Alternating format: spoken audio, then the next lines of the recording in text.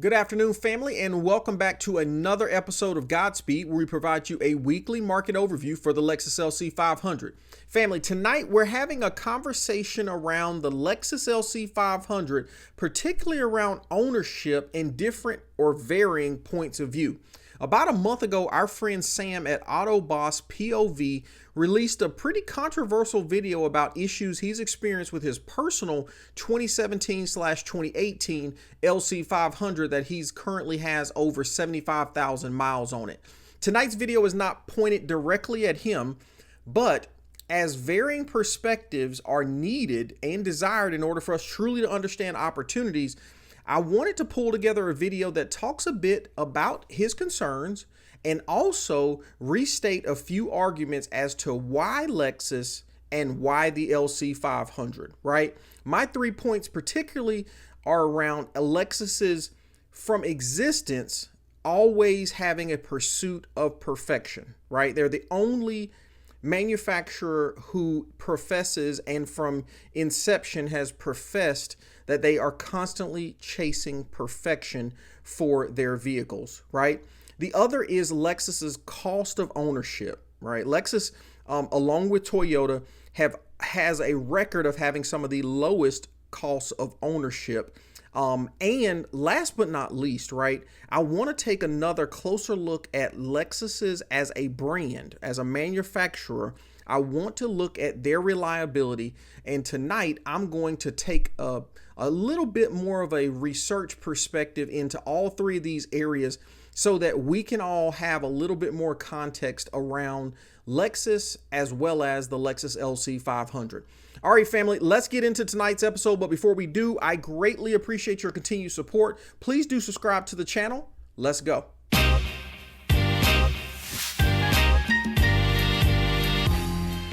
All right, guys, let's get into this video. I'm really excited to have this conversation, right? Because several of us have been having a little bit of conversations back and forward. And, I'm truly grateful that, I kind of got a little bit more awareness on exactly what it is that this discussion was around. I always appreciate everybody on the channels for kind of keeping me, in the know. But real quick call out to Hannibal 8494 Hannibal Miles. I'm sorry.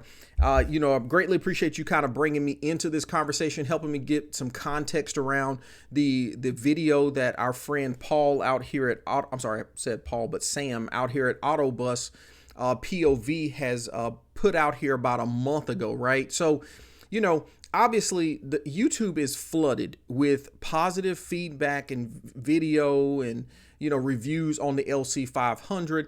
Guys, I'm in no way upset or is this an argumentative conversation, and is definitely not pointed at my friend Sam out here at Autobus POV, right? I mean, I'm grateful for context like he is, right? Because personally, I'm the kind of person to where, listen, whenever there's apologetics around what we're doing or whether there is a reason for why we believe what we believe, right, that only strengthens the argument when you have individuals who can come back in and give a different point of view that helps us to see things, from both sides of the table. So I want to get that out immediately, right? So, Paul, if you're listening to this video, my friend, couple things, as well as my audience, let me call it out, right? We're very much appreciative for all perspectives and all feedback, right? As you guys can tell from the video, I'm already subscribed to Autoboss POV. I've also liked his video. Paul, thank you so much for putting this together,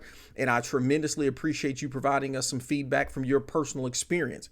Now, with that being said, family, you guys know that I'm a big Lexus proponent, right? And of course, I'm not getting anything. I'm not sponsored by Lexus, but Lexus, if you're listening, now is a great time to reach out and look for a partnership. I'd love to partner with you guys.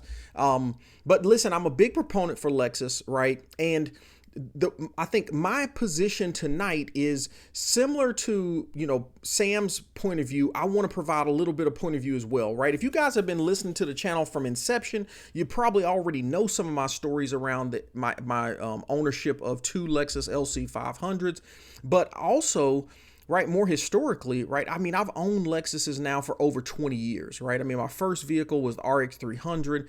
That was cutting edge SUV that felt like a car. I mean, this thing was super comfortable, super reliable, and just, luxurious, right, in that space. And since then, I've owned, GS 300, couple of the ES 300s, Coach Editions, the two of the LC 500s, RX 460.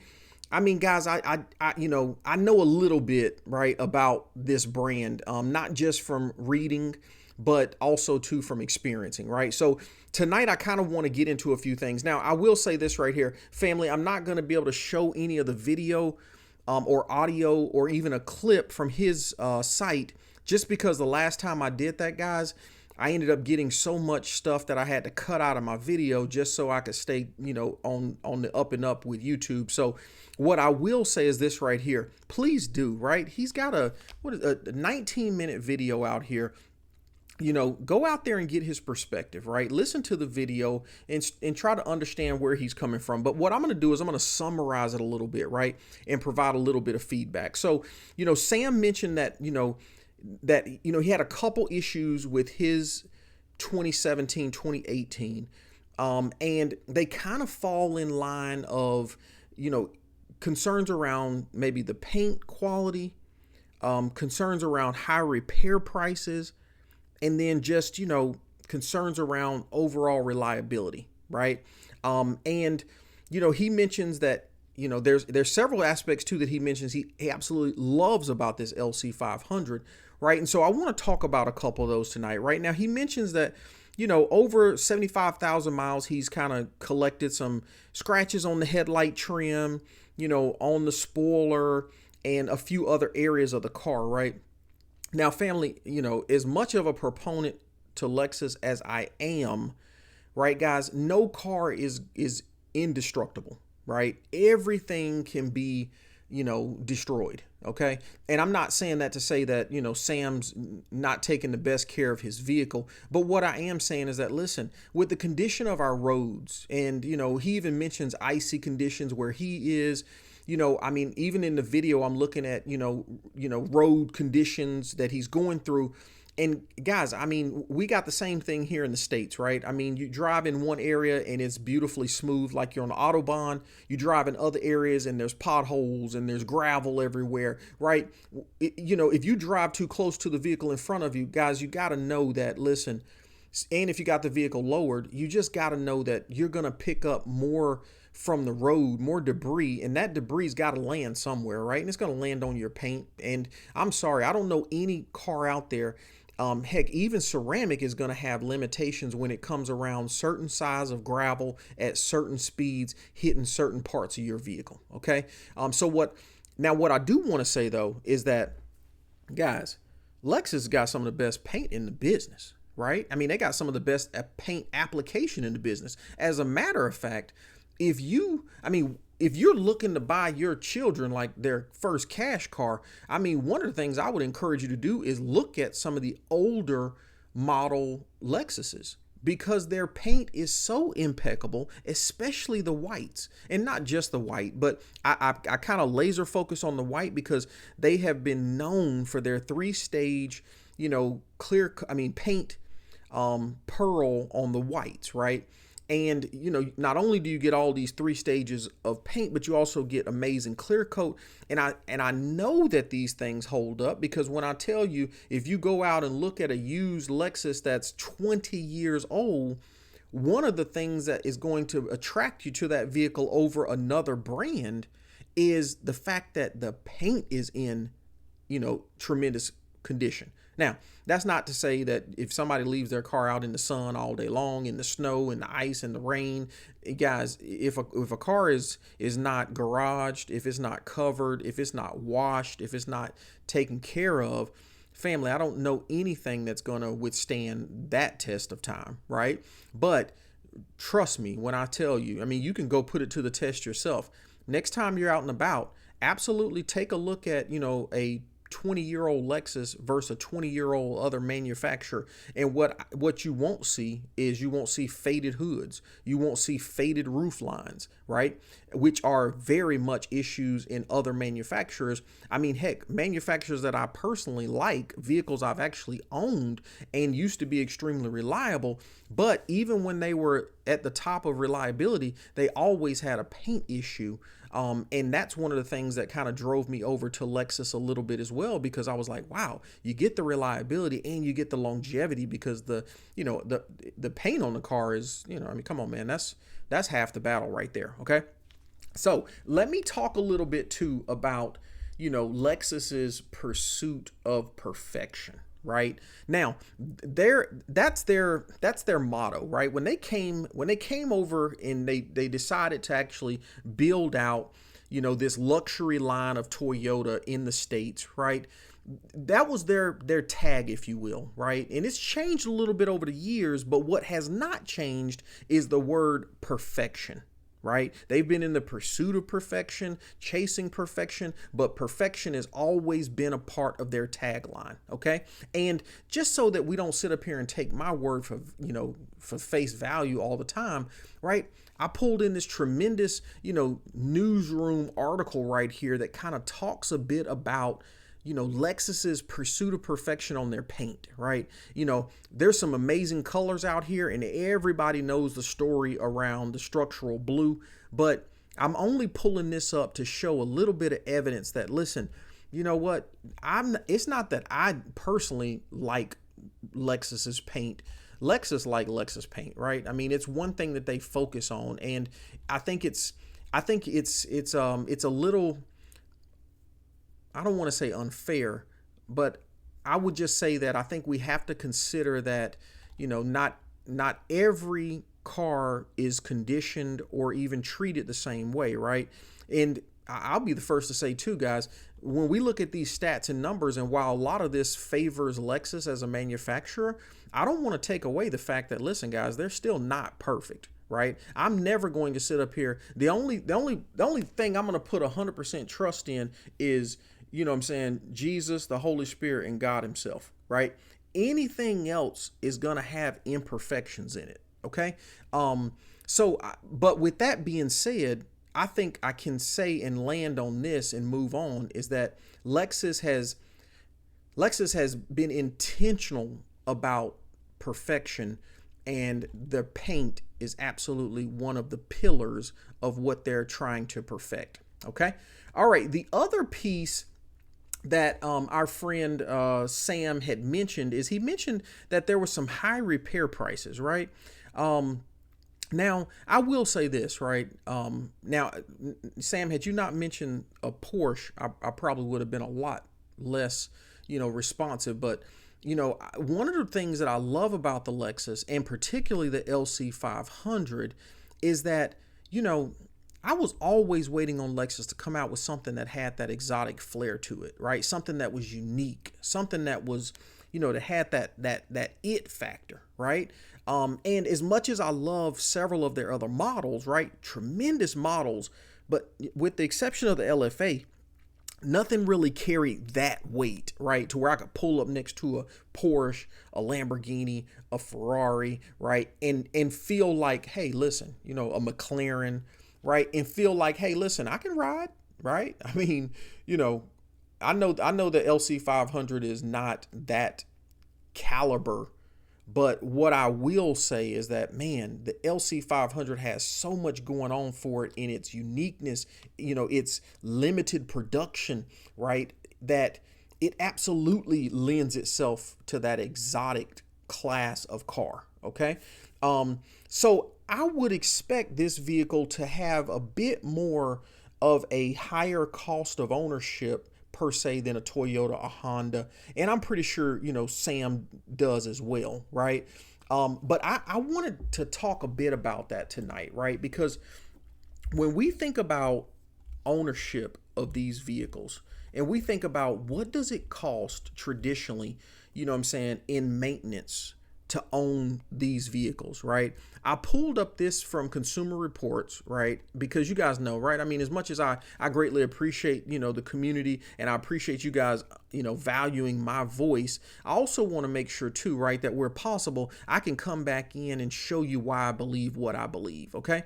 Now, unfortunately, we weren't, this like, scatter chart does not have Porsche on here, unless I'm missing it, guys. If you see Porsche on here, somebody holler at me and let me know. But I don't see Porsche on this scatter chart, so I apologize that we don't have it up here to truly do a comparison. But what I do want to do, right, is look at a neutral, like, reporting agency and see where they spec out Lexus as a maintenance, as a cost of maintenance vehicle. And if we look right here, right, guys, we've got, Lexus over here to the far quadrant for most reliable and lowest maintenance cost, right? So this is like this is the box you want to be in right here. And the higher you get to this corner, the better. Okay. All right. But we see everybody, number one, everybody with the heck, including Toyota, everybody, including Toyota, is less reliable. I'm going to say that again. Every other manufacturer, including Toyota, the parent company, is less reliable. Reliability is going this way horizontally. Okay. Now, we have a few companies who have lower maintenance.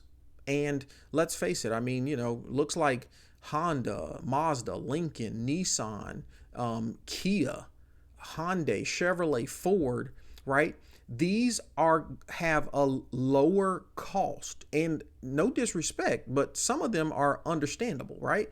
I mean, Chevrolet, Ford, Chrysler, Honda, I don't see any of the, and that's no disrespect to any of those brands, by the way, right? Especially Honda, because I love me, Honda and Acura. And there is Acura right there. I love me some Hondas and Acuras, especially back in the day.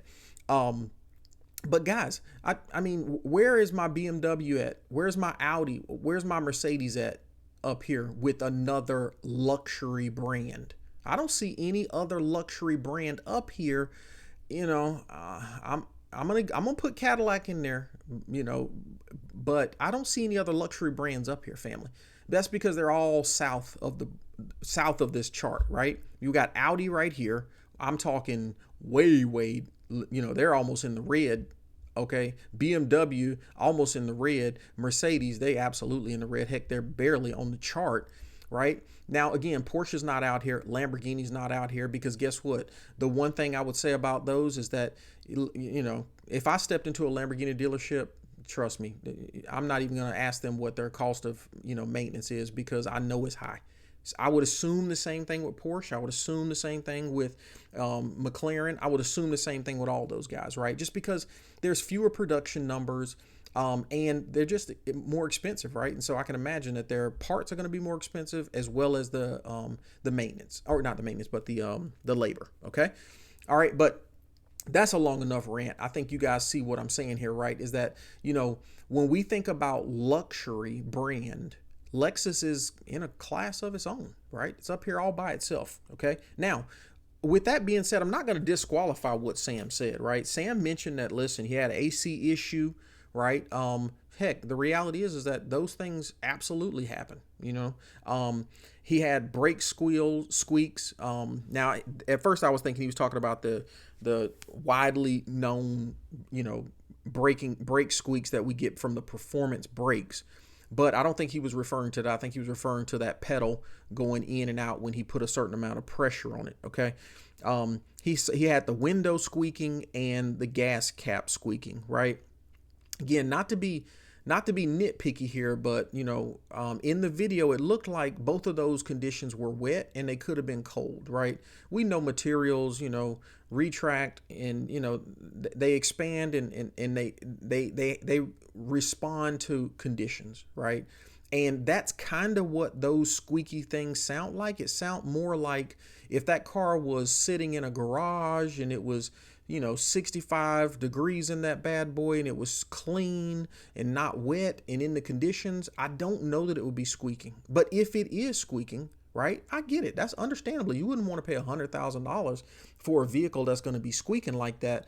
But now I want to just be honest and say,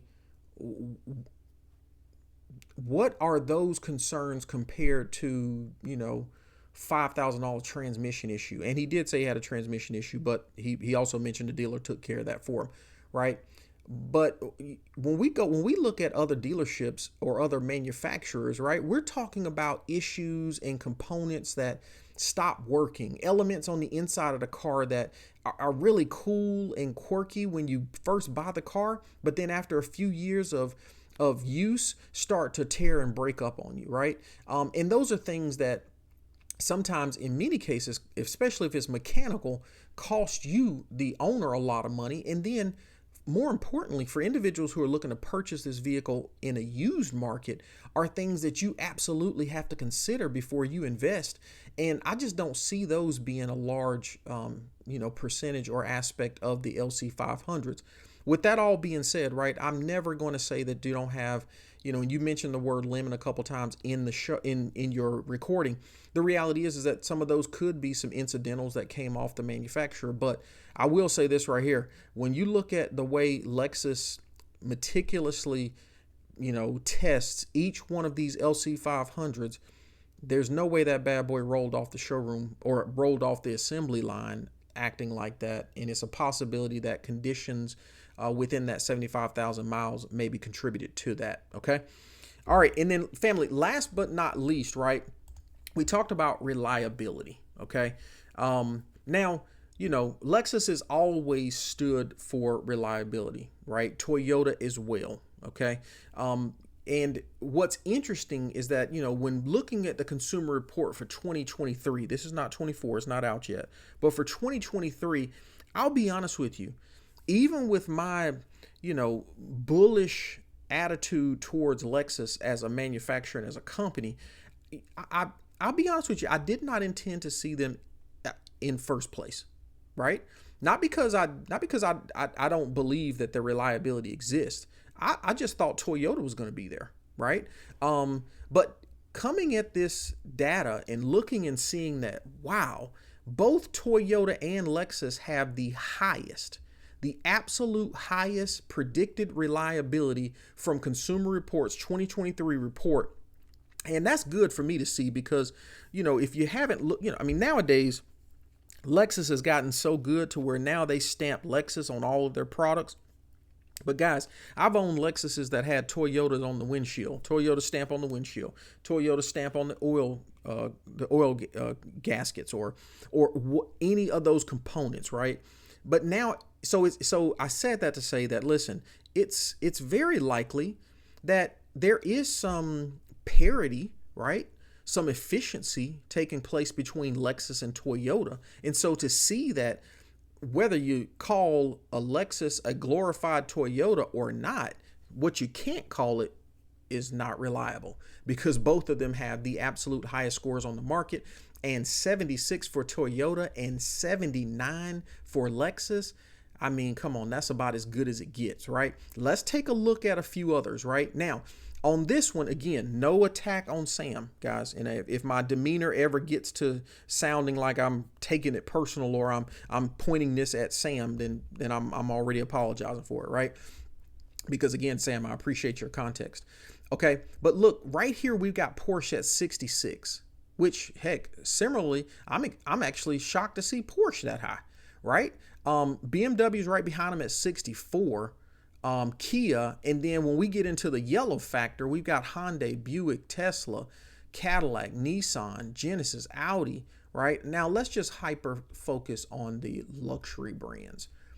BMW is 15 points behind Lexus. Now, kudos to BMW, right? Guys, that's a tremendous feat on your part, because I know for the longest BMWs have had such a challenge with reliability, right? But we don't even see anybody else in the green, okay? When we look at, can't really call Tesla luxury, right? They're definitely, premium EV, but they're not luxury. Here's Audi. I mean, Audi's, gosh,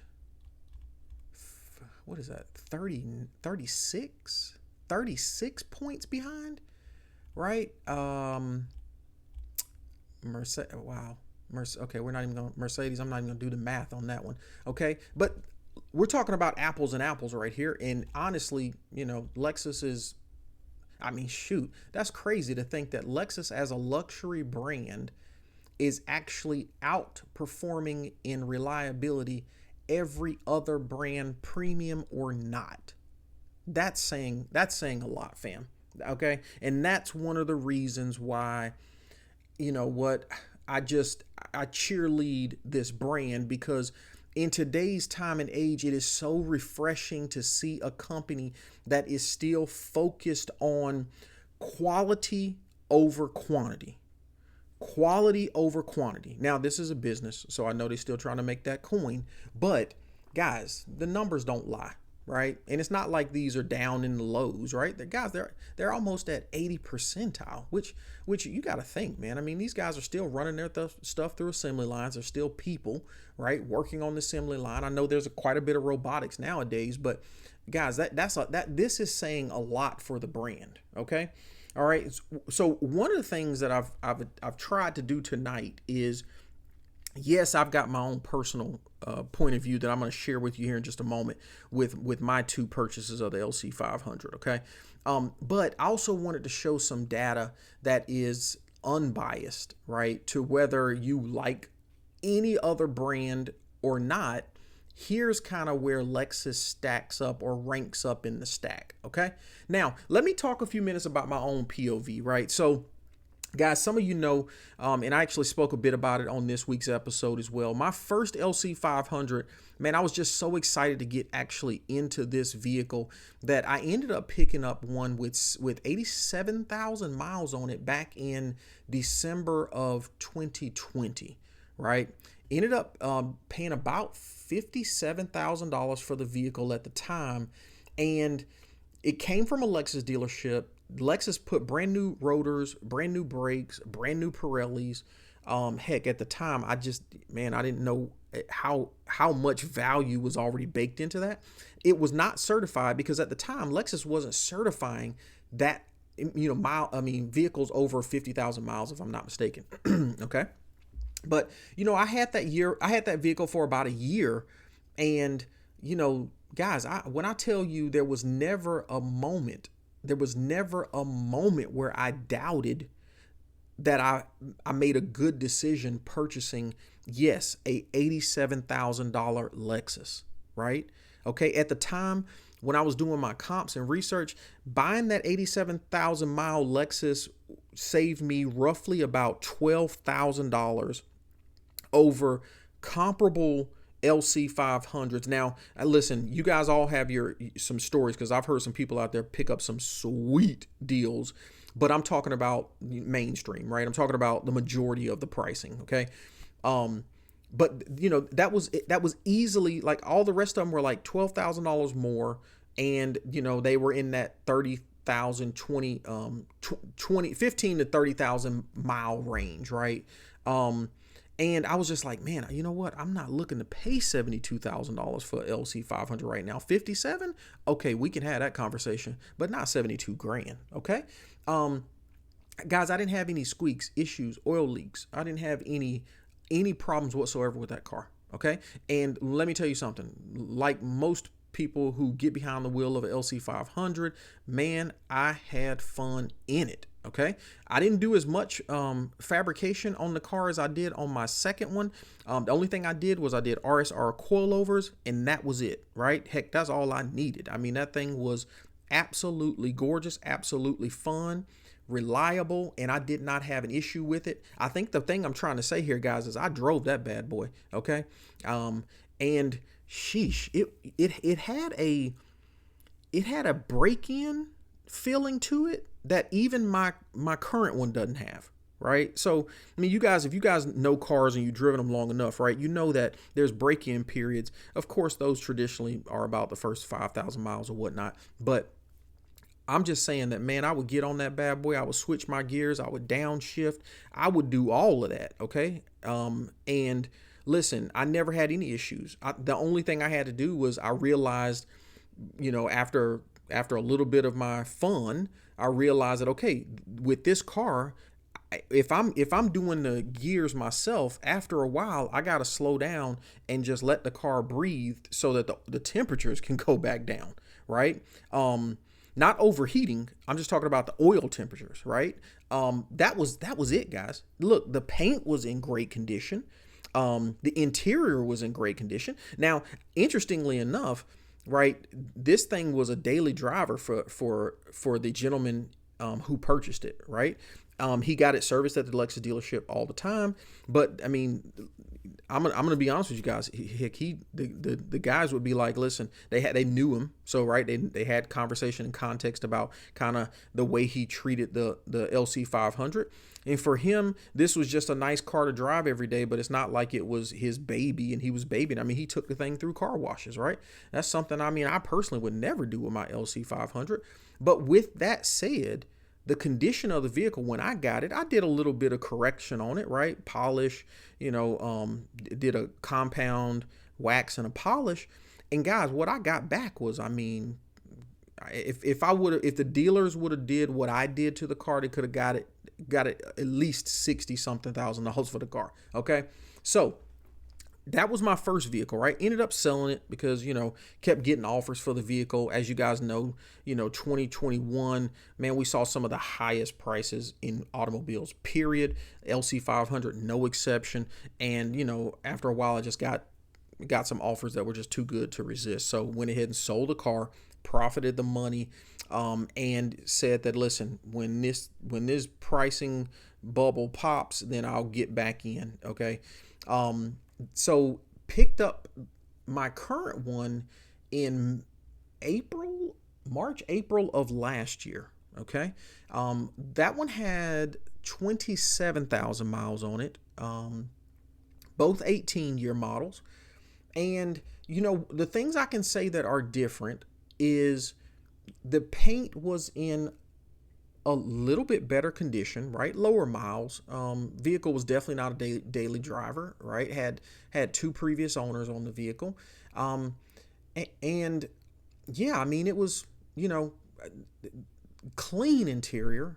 I think this one was absolutely more meticulous, right? There was a few aspects to the interior of the car on my first one where you could tell the guy just, it's like you can't just use any chemical, right, on the materials, right? You're going to scratch some of the metals. You're going to cause some oxidation on others, right? You can potentially discolor some of the other leathers and things in the Alcantara and stuff like that, right? Which in my second one, I mean, everything's absolutely pristine. Okay. And you know what? I had a couple more dollars to spend. So guess what? More than happy to this time shoot for something with a little lower miles, something that was going to have an overall better experience. Again, not to say, because I won't lie, those doggone interest rates back in 2020 was spectacular. And I mean, if I would have kept that car, I would be just as boisterous about the 2018 LC500s that I am today, right? But long story short, I've owned two of these vehicles, and again, I have not put 75,000 miles on either one of my vehicles, right? So I don't have the same perspective that Sam may have from Autobus, right? So absolutely, take into consideration what he's saying, but I'm just giving my point of view. I mean, I've got my daily driver is a 2002 Lexus ES300, right? It's my pride and joy, right? Because she gets compliments on a daily about how beautiful her paint is, right? And I've never done anything to restore it with the exception of my own stuff, right? Compound, polish, wax, okay? The interior is immaculate. The leather that Lexus used in 2002, good job, Lexus, right? No cracks, no nothing. I condition it. I mean, come on, guys. Even my armrest is not all cracked up, right? Again, I do condition it, but it's not cracked up. And it's got 278,000 miles. And baby, when I tell you she is buttery smooth, She is buttery smooth. Heck, sometimes I think she an EV because I can't even hear that V6 making noise up underneath the hood.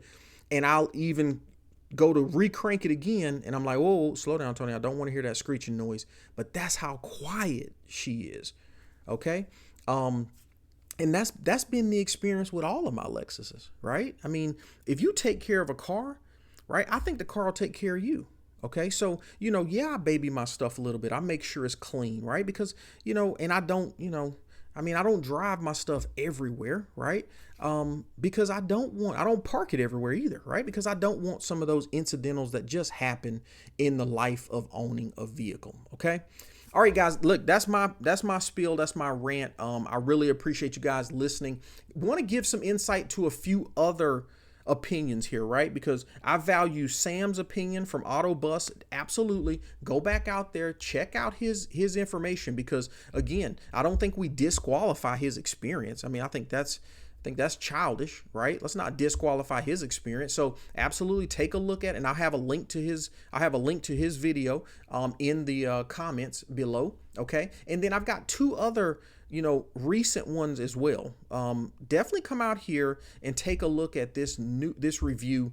And of course, another amazing review about why this car is an absolute favorite. And then I think a little bit more practical, maybe a little bit more comparable and better even than my own point of view, that something that could help to match Sam is Utah Johnny out here. He's got his 2-year review, and he's an older gentleman just like majority of us out here. And so I feel like, he has an opportunity to provide some insight as well. Guys, I'll make sure I've got the links to all these videos in the comments, and I definitely want to hear any of your points of view, right? If you guys have got some POV to add to this conversation and discussion, please make sure you add that, and we'll finish the rest of this discussion in the comments. If this is your first video with GodSpeed, definitely head over to the full channel where we have weekly market reviews, aftermarket showcases for products for our car, and our LC500 pick or video of the week. Family, have a tremendous evening. Love you all. GodSpeed.